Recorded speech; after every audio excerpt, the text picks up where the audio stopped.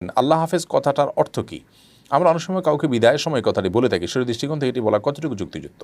সিজদা দোয়া করার নিয়ম জানতে চাই। ফরজ সালাতের পর সাইদুল ইস্তেগফার পড়া যাবে কিনা? জামাতের সাথে 1, 2, 3, 4 রাকাত মাসবুক হলে কিভাবে আদায় করব?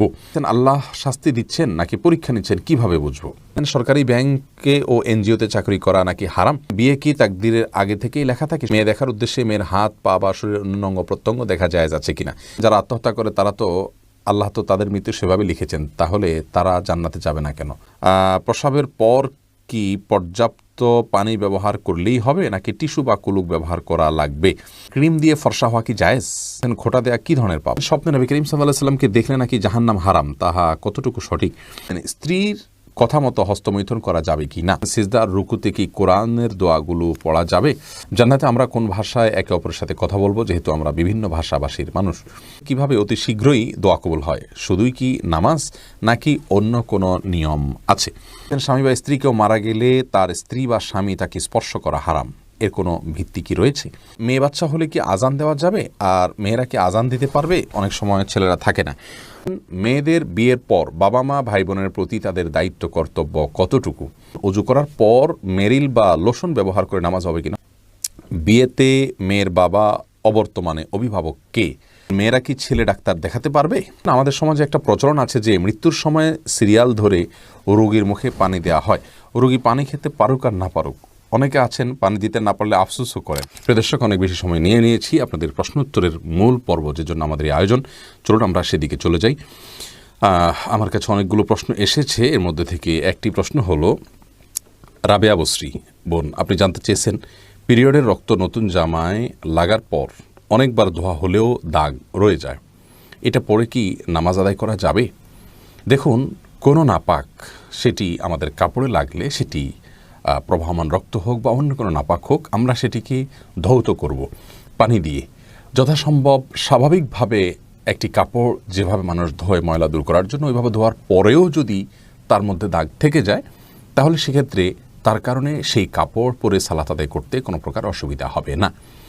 অর্থাৎ আমরা রক্তের কথাই যদি বলি, যে রক্তের দাগ একটুখানি রয়ে গেছে, অনেক ধুয়েছি, আমি সাবান দিয়ে ধুয়েছি, বা সচরাচর ময়লা দূর করার জন্য যেভাবে কাপড় ধোয়া হয় সেভাবে আমি ধুয়েছি, তারপরেও দাগ যদি থেকে যায়, তার কারণে সেই কাপড় পরে সালাত আদায় করতে কোনো প্রকার নিষিদ্ধ হবে না। কারণ আল্লাহ রাব্বুল আলামিন বলেছেন আমাদেরকে, ফাত্তাকুল্লাহ মাস্তাতা'তুম, তোমরা আল্লাহকে ভয় করো যতটুকু তোমাদের সাধ্যকুলা। বিধায় আপনি কাপড় চোপড় ধোবেন স্বাভাবিকভাবে যতটুকু ধুয়ে থাকেন ময়লা দূর করার জন্য ততটুকু, এর পরেও যদি থেকে যায় তাহলে সেক্ষেত্রে আপনার আর এক্ষেত্রে কোনো গুনাহ হবে না ইনশাআল্লাহ, যেহেতু এখানে আপনার কিছু করার নেই। শাহ আলম, আপনি জানতে চেয়েছেন সিজদায় দোয়া করার নিয়ম জানতে চাই। সিজদায় দোয়া করবেন, আপনি স্বাভাবিকভাবে দোয়া করবেন, এখানে তো দোয়ার মধ্যে হাত তোলার প্রশ্নই ওঠে না, যেহেতু সিজদায় আপনার হাত জমিনে থাকবে, ফ্লোরে থাকবে। সেক্ষেত্রে আপনি আল্লাহর রাব্বুল কাছে মনে মনে দোয়া করবেন, মুখেও দোয়া করতে পারেন, বিশেষ করে নফল সালাতে যত বেশি সম্ভব দোয়া করবেন। রাসূল করিম সাল্লাল্লাহু আলাইহি ওয়াসাল্লাম বলেছেন, সহিহ মুসলিম হাদিসে বর্ণিত হয়েছে, আকরাবু মা ইয়াকুনুল আবদু মিন রাব্বিহি ওয়া হুয়া সাজিদ, বান্দা আল্লাহ তাআলার সবচেয়ে নিকটে যেতে পারে সিজদা অবস্থায়, যার কারণে ফাকসিরু ফীহি মিনাদ দুআ, তোমরা সিজদায় যখন থাকবে আল্লাহর কাছে বেশি বেশি করে দোয়া করবে, বেশি বেশি করে চাইবে। এজন্য সিজদা বেশি বেশি করে আল্লাহর কাছে চাওয়া উচিত।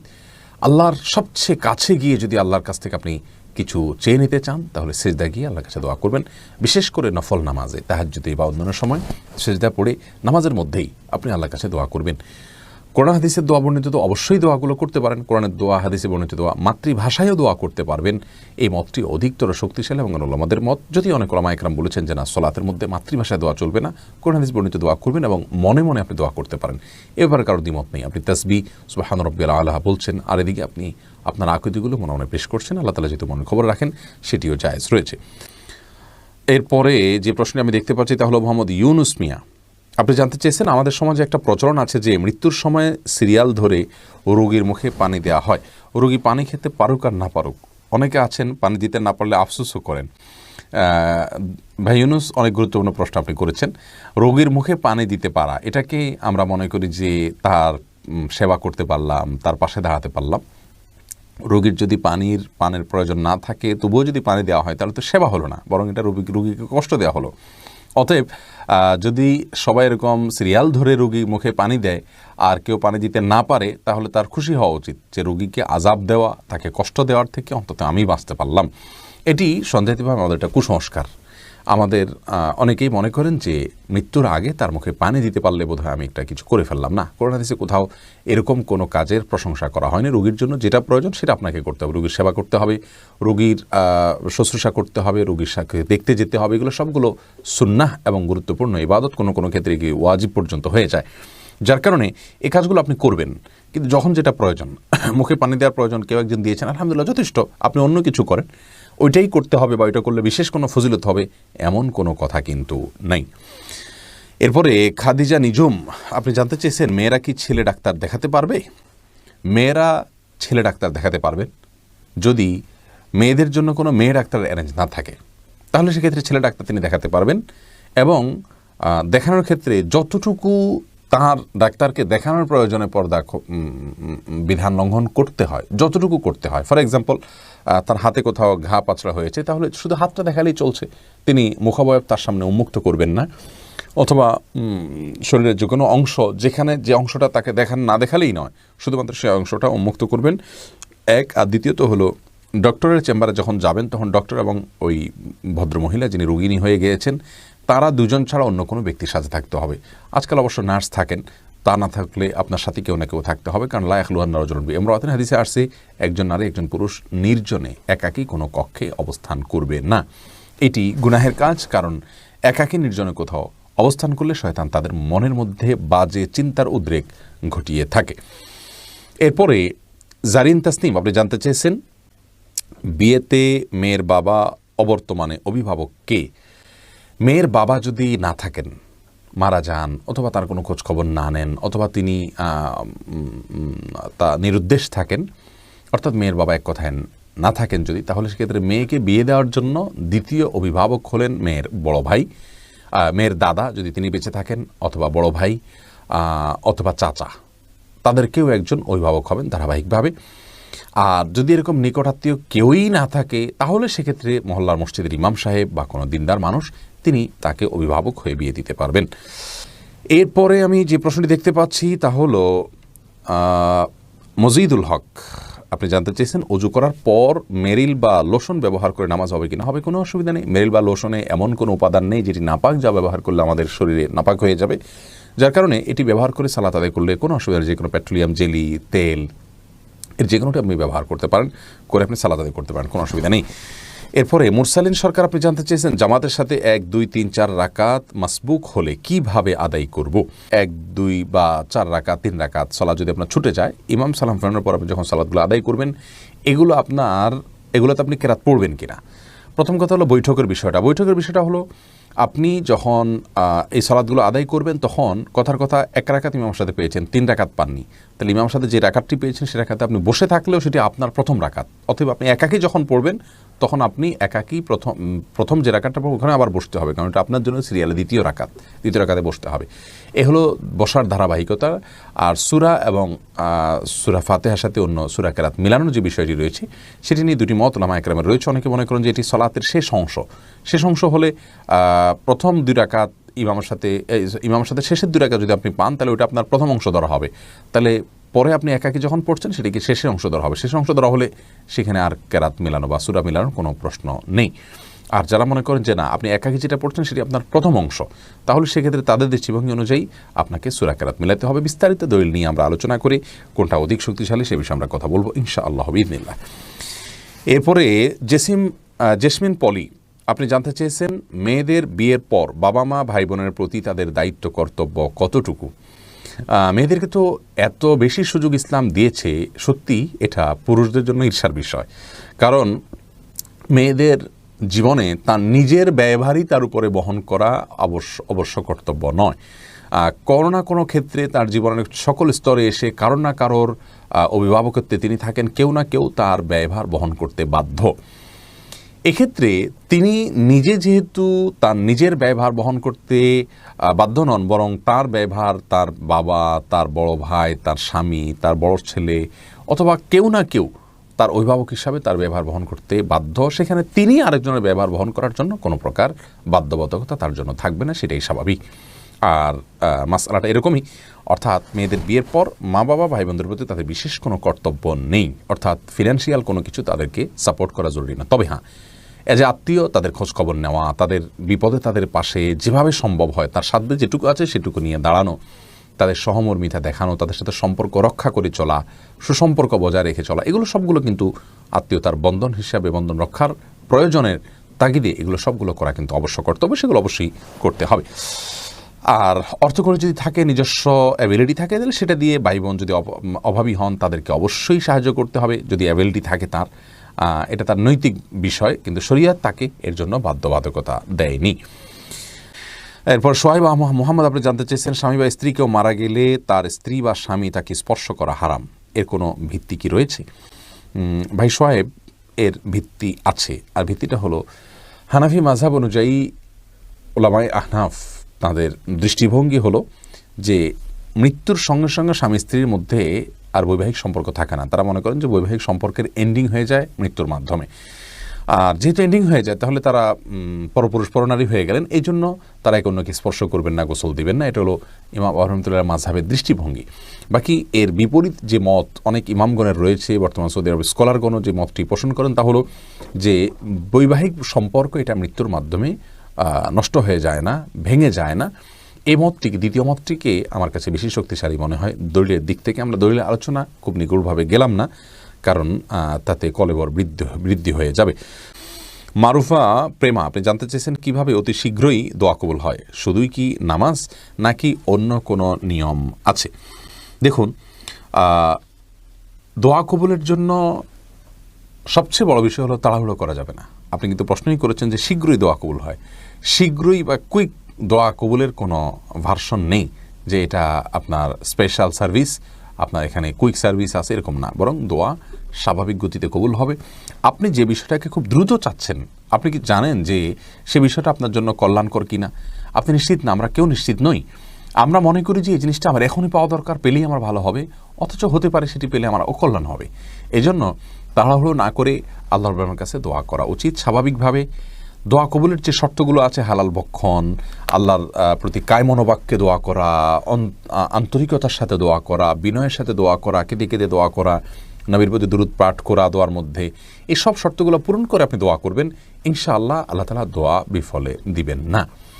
আর কোনো জিনিস আপনার আশু প্রয়োজন হয়, আপনি সেটাকে আল্লাহর কাছে বিশেষভাবে সেভাবে পেশ করতেই পারেন। আল্লাহ জিনিসটা আমার এই মুহূর্তে হলে আমার জন্য কল্যাণকর বলে আমি মনে করছি, আপনি এটা দান করেন, এবার আপনি দোয়া করতে পারেন। কিন্তু কুইক হওয়ার জন্য বিশেষ কোনো ভার্সন নেই। হ্যাঁ, দোয়া কবুলের নিশ্চয়তার জন্য আপনি দোয়া কবুলের জায়গাগুলো, দোয়া কবুলের সময়গুলোকে আপনি প্রায়োরিটি দিবেন। যে সময়গুলো দোয়া কবুল হয় সেগুলো দোয়া বিশেষ করে করবেন।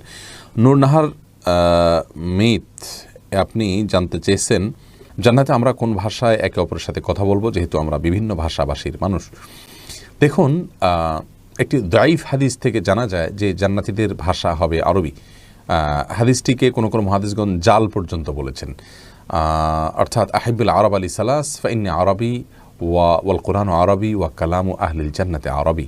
তোমরা আরবকে ভালোবাসো, আরবিকে ভালোবাসো তিন কারণে, কারণ আমি আরবি, জান্নাতের ভাষাদের কথা হবে আরবি এবং কোরআন আরবি। এরকম কথা রাসূল আকরাম সাল্লাল্লাহু আলাইহি ওয়াসাল্লাম বলেছেন বলে একটি হাদিস পাওয়া যায়, কিন্তু সেই হাদিসটি বিশুদ্ধ নয়, বিশুদ্ধর মানদণ্ড উত্তীর্ণ নয়।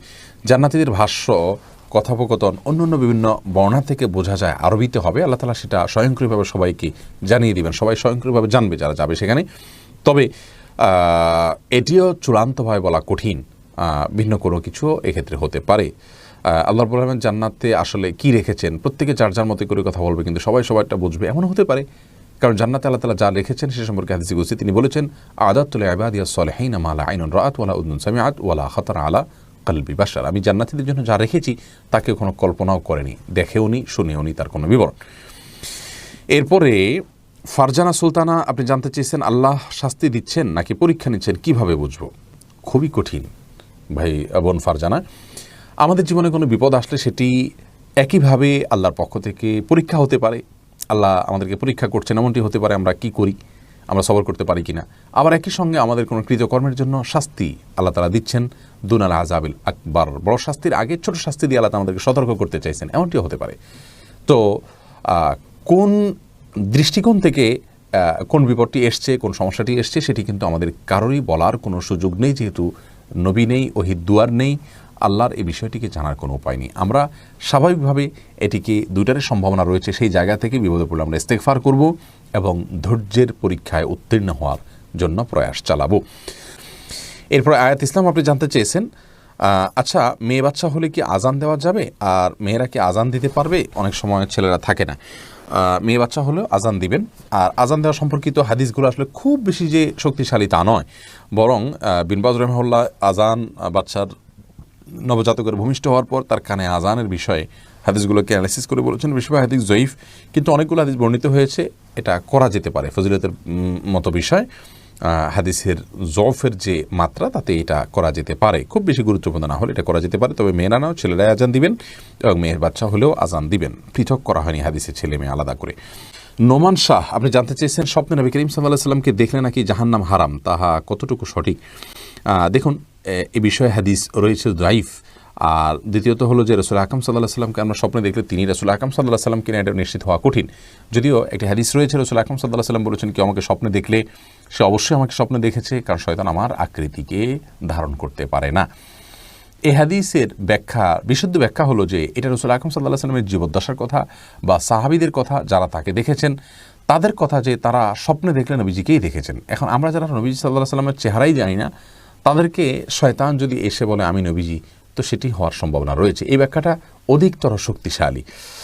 তবে হ্যাঁ, তাকে যদি স্বপ্নে কেউ দেখতে পারেন তো সেটা সন্দেহভাবে তার জন্য একটা ভালো আলামত, এবং রাসূল আকরাম সাল্লাল্লাহু আলাইহি সাল্লামের ভালোবাসা তার অন্তরে রয়েছে, তার সুন্নতের প্রতি তার আগ্রহ রয়েছে।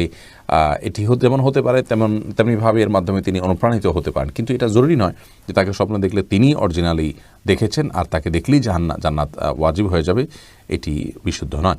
জাহিদুল ইসলাম তালুকদার জানতে চেয়েছেন, সিজদা আর রুকুতে কি কোরআনের দোয়াগুলো পড়া যাবে? দেখুন, সিজদা এবং রুকুতে কোরআনের বর্ণিত আয়াত আপনি পড়বেন না। বিশেষ করে সিজদাতে রাসূল আকরাম সাল্লাল্লাহু আলাইহি ওয়াসাল্লাম সালাতের মধ্যে আপনার সিজদাতে কোরআনে কারীম তেলাওয়াত করতে নিষেধ করেছেন। তবে দোয়ামূলক যে সমস্ত আয়াতগুলো আছে, যেগুলো নিছক দোয়া, সেই আয়াতগুলো আপনি পাঠ করতে পারবেন দোয়া হিসাবে, কোরআনের তেলাওয়াতের অংশ হিসাবে নয়। এরপরে মানিরুল ইসলাম জানতে চেয়েছেন, মেয়ে দেখার উদ্দেশ্যে মেয়ের হাত পা বা শরীরের অন্য অঙ্গ প্রত্যঙ্গ দেখা যায় আছে কিনা। দেখুন, রাসূল করিম সাল্লাল্লাহু আলাইহি ওয়াসাল্লাম বলেছেন, বিবাহের প্রস্তাব যদি কেউ কাউকে দেয় সে যেন ফানজুর ইলাইহা, সেই তাকে নবী সাল্লাল্লাহু আলাইহি ওয়াসাল্লাম নির্দেশ করেছেন, তুমি বিবাহের প্রস্তাব দিয়েছো তাহলে তাকে দেখে নাও। এই জন্য দেখে নেওয়াটা এটা দোষণীয় বিষয় নয়। আর কোনো ত্রুটি আছে কিনা সেজন্য দেখে নেওয়া যেতে পারে। নবী সাল্লাল্লাহু আলাইহি ওয়াসাল্লাম এক সাহাবীকে বলেছেন যে ফানজুর ইলাইহা ফাইন্না ফি আয়ুনিল আনসারি শাইআ। কোন এক আনসারি মেয়েকে বিয়ের প্রস্তাব করেছেন একজন মুহাজির সাহাবী, তখন তিনি বলেছেন যে তুমি সেই মেয়েকে দেখে নাও, কারণ আনসারি মেয়েদের চোখের মধ্যে কিছুটা সমস্যা, ঘোলাটে ভাব বা এরকম কিছু একটা আছে, তোমার ভালো লাগে কিনা তুমি দেখে নাও। এই জন্য হাদিস থেকে বোঝা গেল যে নারীদের স্বাভাবিক যে সমস্ত অঙ্গ প্রত্যঙ্গগুলো তারা খোলা রাখেন, হাত পা মুখাবয়ব, এগুলো একজন পুরুষ বিয়ের উদ্দেশ্যে দেখতে পান। ঠিক একইভাবে মেয়েও ছেলেকে দেখতে পারেন। সাবিহা জুই আপনি জানতে চেয়েছেন, সরকারি ব্যাংকে ও এনজিওতে চাকরি করা নাকি হারাম? না, এনজিওতে চাকরি করা হারাম এই কথাটি সঠিক নয়। এনজিওতে আপনি কোন পদে চাকরি করছেন, কি কাজ করছেন, সেটা হলো মুখ্য বিষয়। আপনার কাজটা যদি কোনো হারাম কাজ না হয় তাহলে সেক্ষেত্রে আপনি আপনার কাজের বিনিময়ে পারিশ্রমিক নিতে পারেন। আপনি এনজিওর কাজ করছেন না কোনো অমুসলিমের কাজ করছেন, এটি দেখার বিষয়। আপনি কি কাজ করে উপার্জন করছেন সেটি হলো মূল বিষয়। রুহুল সুজন আপনি জানতে চেয়েছেন, নাকের সৌন্দর্য বৃদ্ধি করার জন্য সার্জারি করা যাবে কি না। সৌন্দর্য বৃদ্ধি করার জন্য সার্জারিতে যদি ব্যাপক কোনো সৃষ্টিগত পরিবর্তন না হয়, ছোটোখাটো কোনো পরিবর্তন হয়, তাহলে সেক্ষেত্রে সেটি জায়েজ হবে। আর যদি কোনো ত্রুটি থাকে, সেটা ত্রুটিটা দূর করার জন্য সার্জারি করেন, প্লাস্টিক সার্জারি বা অন্য কিছু, তাহলে সেটি জায়েজ রয়েছে। আল্লাহ হাফেজ কথাটার অর্থ কী? আমরা অনেক সময় কাউকে বিদায়ের সময় কথাটি বলে থাকি, সেই দৃষ্টিকোণ থেকে এটি বলা কতটুকু যুক্তিযুক্ত। কাউকে বিদায়ের সময় নবী করিম সাল্লাল্লাহু আলাইহি ওয়াসাল্লামের সুন্নাহ ছিল আস্তাউদিউল্লাহ দীনাকুম ওয়া আমানাতাকুম ওয়া খাতিমা আমালিকুম, এরকম দোয়া করা, যার অর্থ হলো তোমার দিন কে আমি আল্লাহর উপরে ন্যস্ত করছি, আল্লাহর কাছে আমানত রাখছি, আল্লাহ যেন তোমার দিনকে হেফাজত করেন এবং তোমার আমানতকে হেফাজত করেন এবং তোমার শেষ পরিণতি কাজ যেন ভালো হয়, সেজন্য তোমার জন্য দোয়া করছি। অতএব সংক্ষেপে বললে আপনি আস্তাউদিউল্লাহ, তোমাকে আমি আল্লাহর কাছে আমানত হিসাবে ন্যস্ত করছি, আল্লাহর হেফাজতে রাখছি, এরকম বলাটা হলো সুন্নাহ। এটি হলো সুন্নাহ সম্মত দোয়া। আমরা এটাই বলবো, আস্তাউদিউল্লাহ বলবো, আল্লাহ হাফেজ বলার চাইতে এটাই বলা উত্তম, কারণ এটি সুন্নাহ। আল্লাহ হাফেজ বলা সুন্নাহ নয়, কিন্তু যদি কেউ আল্লাহ হাফেজ বলেন তাতে কোনো গুনাহ হবে না। আল্লাহ হাফেজ শব্দের অর্থটা খারাপ নয়, এটার অর্থ হলো যে আল্লাহ সংরক্ষণকারী, অর্থাৎ তুমি যাচ্ছ আল্লাহর হেফাজতে, আল্লাহর সংরক্ষণকারী, উদ্দেশ্যটাই হয়। কিন্তু সরাসরি সুন্নাহর উপর আমল করা অবশ্যই উত্তম এবং ভালো। এমডি খালিল মির্জা আপনি জানতে চেয়েছেন, স্ত্রীর কথা মতো হস্তমৈথুন করা যাবে কি না। স্ত্রী হস্তমৈথুন করতে কেন বলবেন? যদি কোনো স্ত্রী হস্তমৈথুন করতে বলেন তাহলে এটা অসুস্থতা, এটি জায়েজ নয়। কোরআনে কারিমে আল্লাহ বলেছেন যে মানুষের যৌন চাহিদাকে চরিতার্থ করবার জন্য আল্লাহ বৈধ যে পথ রেখেছেন, স্বামী স্ত্রীর যে মিলনের পথ রেখেছেন, এবং বৈধ পথ ছাড়া অন্য কোনো উপায় যদি কেউ তার যৌন চাহিদাকে চরিতার্থ করে, আল্লাহ তাআলা বলেছেন ফাউলাইকামুল আদুন, তারা সীমা লঙ্ঘনকারী। সূরা মুমিনুনের শুরুর দিকের এই আয়াত থেকে বোঝা গেল যে হাত দিয়ে যদি কেউ বীর্যপাত করে তাহলে সে সীমা লঙ্ঘনকারী, কারণ এটি কোনো সুস্থ বা স্বাভাবিক পদ্ধতি নয়। বিধায় স্ত্রী চাইলেও তার হস্তমৈথুন করা জায়েজ নাই। হ্যাঁ, যদি কেউ এমন কোনো জায়গায়, এমন কোনো কঠিন সিচুয়েশনের মধ্যে পড়ে গেছেন, যে এমন পরিবেশে আছেন যে এখানে তিনি তার যৌন চাহিদা যদি তিনি কোনোভাবে অবদমন না করেন তাহলে জিনায় লিপ্ত হয়ে যাবেন, তাহলে সেক্ষেত্রে কোনো ফকিগণ ওই ব্যক্তির জন্য ওই সময়ে হস্তমৈথুনকে জায়েজ বলেছেন। আর স্ত্রীর হাত ব্যবহার করে হস্তমৈথুনকে অনেক উলামা ইকরাম জায়েজ বলেছেন, যদি মাসিকের কারণে বা অন্য কারণে স্ত্রীর সহবাস না করতে পারে এবং না করতে পারার কারণে গুনাহে লিপ্ত হয়ে যাওয়ার আশঙ্কা থাকে সেই ক্ষেত্রে। বাকি স্ত্রীর নির্দেশে স্বামী নিজে হস্তমৈথুন করা কোনো অবস্থাতে জায়েজ নয়। এরপরে আদনান সাঈদ আপনি জানতে চেয়েছেন প্রস্রাবের পর কি পর্যাপ্ত পানি ব্যবহার করলেই হবে নাকি টিস্যু বা কুলুক ব্যবহার করা লাগবে? দুইটাই ব্যবহার করা হাদিস দ্বারা প্রমাণিত রয়েছে, আপনি দুইটাই ব্যবহার করতে পারেন। তবে সাধারণ অবস্থাতে, স্বাভাবিক অবস্থা শুধু পানি ব্যবহার করলেই আপনি পাক হয়ে যাবেন যদি পেশাবের ধারা বন্ধ হয়ে যায়। এরপরে শিম্মি আক্তার জানতেছেন ক্রিম দিয়ে ফর্সা হওয়া কি জায়েজ? আজকাল অনেকে এটি করছেন, এটি নানা কারণে না জায়েজ। প্রথমত এটি প্রতারণা, দ্বিতীয়ত আমি যতটুকু জানি এটি স্বাস্থ্যের জন্য কোনো উপকারী বিষয় নয়, তৃতীয়ত লা তাবদিলা লি খালকিল্লাহ, এটার সরাসরি এটার মধ্যে না পড়লেও অনেকটা আপনার সে জাতীয় কাজ হয় ক্রিম দিয়ে ফর্সা নিজেকে করার যে কসরত, তার মাধ্যমে। অতএব এটি না করাই হবে উচিত এবং উত্তম কাজ। ফাতেমা খাতুন আপনি জানতে চেয়েছেন ফরজ সালাতের পর সাইদুল ইস্তেগফার পড়া যাবে কিনা? আপনি পড়তে পারেন, এমনিতে আপনার মনে চাইলে ইস্তেগফারের অংশ হিসাবে আপনি পড়লেন, কিন্তু নিয়ম করে আপনি যদি পড়েন এবং সবসময় পড়তে থাকেন, এটাকে যদি আপনি সালাতের আবশ্যক কোনো কাজ মনে করেন তাহলে সেক্ষেত্রে এটি জায়েজ হবে না, বরং এটি সকাল সন্ধ্যার একটি আমল। সকাল সন্ধ্যায় অর্থাৎ সকালে এবং সন্ধ্যায় আপনি সাইদুল ইস্তেগফার পাঠ করবেন। ফায়েজ আহমেদ জানতেছেন মালদ্বীপ থেকে পায়ের নখে কি মেহেদি দেওয়া যাবে? দিতে পারেন মেহেদি। অনেকে মনে করেন যে যেহেতু দাড়িতে চুলে দেওয়া হয় অতএব পায়ে দেওয়া যাবে না, দেওয়া যাবে, অসুবিধা নেই, কিন্তু পুরুষরা নয়, মেয়েরা মেহেদি ব্যবহার করবেন। আশিকুল ইসলাম জানতে চেয়েছেন বিয়ে কি তাকদিরের আগে থেকেই লেখা থাকে? সব কিছুই তাকদিরের আগে থেকে লেখা থাকে, বিয়েটাও তার মধ্যে ওর মধ্যে পড়ে। ফিরোজ আপনি জানতেছেন বেনামাজের হাতে রান্না খাওয়া যাবে কিনা, দয়া করে উত্তর দিবেন। জি, যাবে। অমুসলিমের হাতে রান্না রাসূল আকরাম সাল্লাল্লাহু আলাইহি ওয়াসাল্লাম খেয়েছেন, ইহুদির বাড়িতে খেয়েছেন, অতএব বেনামাজের হাতে অবশ্যই খাওয়া যেতে পারে। আপনি কি খাচ্ছেন সেটা হলো বিষয়, কার হাতে খাচ্ছেন সেটি বিষয় নয়। হালাল খেয়ে থাকলে খারাপ মানুষের হাতেও খেতে পারেন, রান্না করাও খেতে পারেন, আর হারাম যদি খান তাহলে ভালো মানুষ রান্না করে দিলে তার হাতের খাওয়াও খেতে পারেন না। সাদিয়া ইসলাম আপনি জানতেছেন যারা আত্মহত্যা করে তারা তো আল্লাহ তো তাদের মৃত্যু সেভাবে লিখেছেন, তাহলে তারা জান্নাতে যাবে না কেন? দেখুন, আল্লাহ তাদের মৃত্যু সেভাবে লিখেছেন, বিষয়টা এইভাবে নয়, বরং আল্লাহ তাআলা তাকে ওই পর্যন্ত হায়াত দিয়েছেন। আর অবশ্যই আল্লাহর নির্দেশ ছাড়া, আল্লাহর সৃষ্টি ছাড়া কোনো কিছুই হয় না, তার মৃত্যুটাও আল্লাহর সৃষ্টি। এখন আপনি বলতে পারেন ওইভাবে আল্লাহ তার মৃত্যু সৃষ্টি করেছেন, তাহলে তার দোষটা কোথায়? তার দোষটা হলো সে আত্মহত্যার জন্য সিদ্ধান্ত নিয়ে আত্মহত্যার আয়োজনটা সম্পন্ন করেছে, এটুকু কাজ সে করেছে, এটুকু করার কারণে তার শাস্তি হবে, তার জন্য মৃত্যু সে হয়েছে এজন্য